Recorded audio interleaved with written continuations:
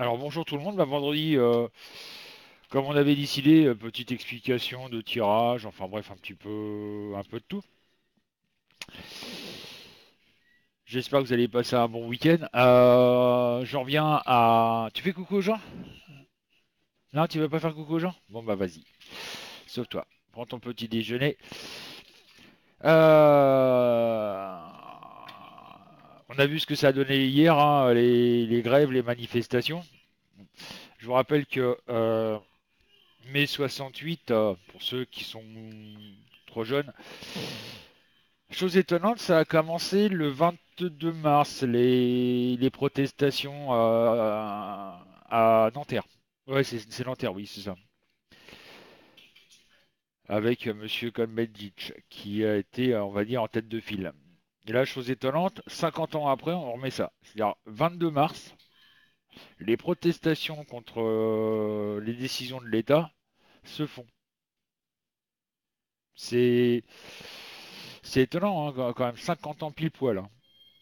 Les protestations en 68 ont commencé le 22 mars. Là, les protestations 2018, le 22 mars aussi. Est-ce que c'est pas une répétition de l'histoire? À voir dans l'avenir. Bon, il y a un tirage qui est souvent utilisé, qui est le tirage en croix. Il est simple, c'est 5 cartes. Attendez, bougez pas, il y en a un qui vient avec moi. Voilà. Bon, moi je le fais pas via le net parce que. Mets tes céréales là si tu veux. Voilà, comme ça tu gênes pas papa. Il est simple, hein. C'est 5 cartes. Une, 2, 3, 4 et 5. Voilà. Donc ça c'est la première carte, le consultant, l'état d'esprit du consultant. La deuxième, enfin le consultant, l'état d'esprit, le positif et le négatif et la synthèse. Bien entendu, comme dans toutes les cartes, chaque carte veut dire quelque chose, mais en même temps, ces deux cartes veulent dire quelque chose, ces deux cartes veulent dire quelque chose, ces deux cartes veulent dire quelque chose, et ces deux cartes veulent dire quelque chose.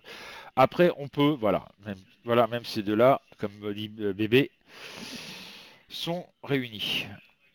Ils ont tous un point commun. Donc après, vous pouvez développer si la personne a besoin de plus de renseignements. Une, deux, trois et quatre. Donc là, c'est pareil. Hop, hop, toutes les cartes se rejoignent. Voilà, comme dit bébé, voilà, toutes les cartes sont... Voilà que ça affine le premier tirage que vous avez avec ça. Bon, moi, ça, c'est un jeu que j'utilise très peu, personnellement. Mais voilà ce que vous pouvez faire avec le tirage en croix. Les trois quarts du temps, les quatre cartes qui sont dessus, on s'en sert pas, hein, je vous rassure. Les trois quarts du temps, on reste sur ces cinq cartes. Et ça suffit amplement. Laisse les cartes bébé, s'il te plaît. Ah bah non, commence pas. Je sais que tout le monde te voit en train de faire ta petite colère, hein. Donc voilà, ça c'est un tirage qui est utilisé régulièrement.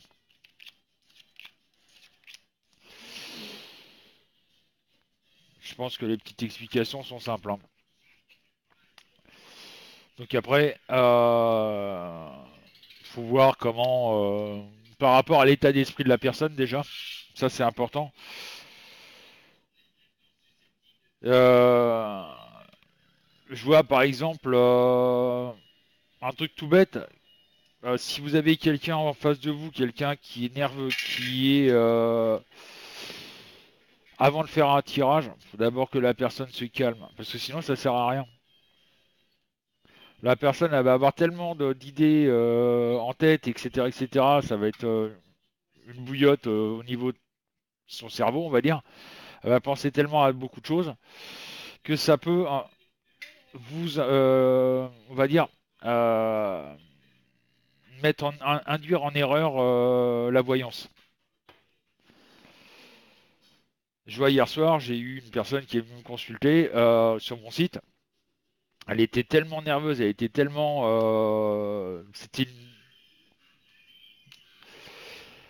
elle était tellement énervée, etc., etc. J'ai dit attends, on va d'abord se calmer, parce que j'ai ressenti sa nervosité, sa panique, enfin bref, tout ce qu'on veut. Et je lui ai dit d'abord, avant d'aller en privé, avant de faire une voyance privée, on va se calmer, on va devenir zen, et après on va y aller. Si en face de vous, vous avez une personne qui est complètement excitée, ça sert strictement à rien, quoi. Je rappelle quelque chose de fondamental dans la voyance, c'est que le voyant n'est pas là pour vous dire ce que vous avez à faire. Il est là pour vous conseiller. Comme je le disais dans une ancienne vidéo, le voyant va voir les solutions que vous avez à votre possibilité de disponible et va vous conseiller de faire ça ou ça. Après, je vous rappelle que vous avez ce qu'on appelle le libre arbitre, votre propre choix. Soit vous suivez les conseils du voyant et ça peut très bien se passer, ou soit bah, vous les suivez pas et là c'est le flop. Après, attention, un voyant n'est pas peut se tromper. Ça m'est arrivé de me tromper en 45 ans de pratique, ça m'est arrivé de me tromper. Et je le dis, on n'est pas fiable à 100%. On n'est pas voilà. Excusez-moi. Donc ça, c'est le truc important. Rappelez-vous ça que vous avez ce qu'on appelle le libre arbitre. Vous avez votre libre choix. Ne prenez pas pour argent comptant à chaque fois ce que le voyant vous dit. Si le voyant vous dit d'aller vous mettre de vous jeter à la flotte, vous n'allez pas le faire. Voilà. Donc, on est là surtout pour guider, quoi. Je parle des vrais voyants, malheureusement. Parce que il y a beaucoup de personnes qui profitent parce ils ont du bagou, ils ont voilà, ils arrivent à manipuler les gens et malheureusement des fois ça arrive où il y a des drames. Je me rappelle d'un ancien site où j'ai travaillé. Je vous raconte cette anecdote parce que ça m'a touché et ça m'a quelque part écœuré quand j'ai su ça. J'ai travaillé sur un site au départ quand je me suis mis professionnel où il y avait une jeune qui avait quoi 25 ans à tout casser au Canada et il y a des copains à elle qui lui ont dit ouais en déconnant quoi, ils pensaient pas que ça allait prendre autant d'ampleur. Il y a la mafia canadienne qui allait la kidnapper et l'emmener, je sais plus dans quel pays nordique, aux Pays-Bas pour aller la mettre sur le trottoir quoi. Elle a paniqué, elle a flippé, elle a cru à cette histoire. Donc moi je l'ai eu en consultante et bon j'ai fait un jeu, j'ai regardé, j'ai ressenti que c'était vraiment de la bêtise. Le seul problème, c'est que quand elle est restée sur le site en question, moi de mon côté, comme j'étais parti, bah, elle m'avait pas suivi. Et il y a eu des gens mal intentionnés, on va dire, qui ont su ça et ils se sont donné le mot.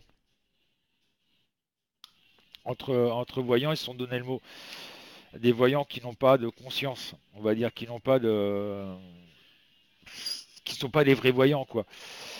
Et donc à chaque fois qu'elle venait sur un des salons de l'un ou de l'autre, c'était tout de suite, tiens, elle arrive, elle, je vais lui faire peur. Et hop, Ah oui, mais je sens un danger sur toi, patati patala, nanana, nanana, faut que tu viennes en privé, patati patala. La môme, elle a flambé son compte bancaire, elle a cramé son compte bancaire. Elle s'est retrouvée à découvert et tout. Elle s'est retrouvée dans une merde noire. Parce que ils ont profité de sa faiblesse, c'est-à-dire du fait que bah, elle avait peur de ça, quoi. Et ils en ont profité, ils l'ont mais ponctionné, ponctionné, ponctionné, ponctionné. Et ils ont maintenu cette peur de se faire enlever par la mafia. Alors que c'était archi faux. Mais ils en ont profité. Le truc, c'est que ben, elle s'est tellement retrouvée dans une belle merde et elle avait tellement peur qu'à la fin, bah, malheureusement, et c'est le cas, elle s'est suicidée. Vous voyez jusqu'où peut aller malheureusement les gens malhonnêtes, les gens qui n'ont aucune conscience professionnelle, etc., etc. Et ça, malheureusement, ça arrive souvent. C'est pour ça qu'après, bah, les gens hésitent à consulter les vrais voyants justement pour ça, parce que justement, ils ont peur de se faire arnaquer, et ça, c'est tout à fait logique. Ils ont peur d'être manipulés, et ça, c'est vraiment le drame de la voyance. C'est pareil, un truc que je veux signaler, je ne fais jamais la santé des gens. Je me refuse à le faire. Pourquoi? Tout simplement, imaginons que vous veniez me voir en me disant, voilà Francis, j'ai un cancer. Je viens d'apprendre que j'ai un cancer. Est-ce que je vais guérir? Moi, je regarde sur 2 ans maximum. Je vois pas l'intérêt de regarder sur 25 ou voire 30 ans. C'est complètement idiot. Ça sert strictement à rien. Je pense pas que si je vous dis quelque chose dans ce qui va se passer dans 25 ans, vous allez vous en rappeler quoi. Ah tiens, Francis me l'avait dit ça il y a 25 ans. Laisse bébé, mange. Et bon, au bout de 2 ans, je vais vous dire, bah non, tu seras pas guéri au bout de 2 ans. Et là, vous allez pouvoir vous dire, bah attendez, bah, Francis m'a dit que je n'allais pas être guéri dans 2 ans, j'ai pas envie de souffrir, je me fous une balle dans la tête. Déjà, j'aurai votre mort sur la conscience. Mais qui vous dit que dans 3 ans, vous ne serez pas guéri? Voilà le truc. C'est pour ça que moi, personnellement, je ne fais jamais la maladie. Donc voilà, ça c'est quelques petites explications. J'espère que mon tirage vous a plu. Donc cet après-midi, on est ouvert de... Oui, fais voir à Nounours qu'on l'habille maintenant. Ah, gros Nounours, on l'habille maintenant. Comme bébé.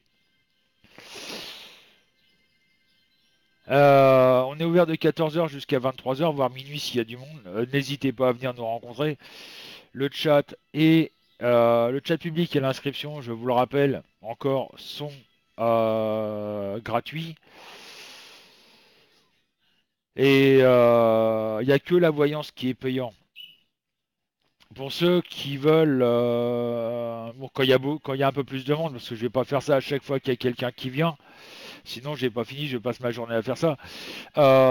Pour ceux qui veulent voir comment je travaille, etc., etc., je peux faire une petite démonstration sur une personne de temps en temps sur son passé sentimental. Ça, je le fais avec plaisir. Je vous rappelle qu'il y a aussi toujours les 10 minutes de voyance à gagner pour le.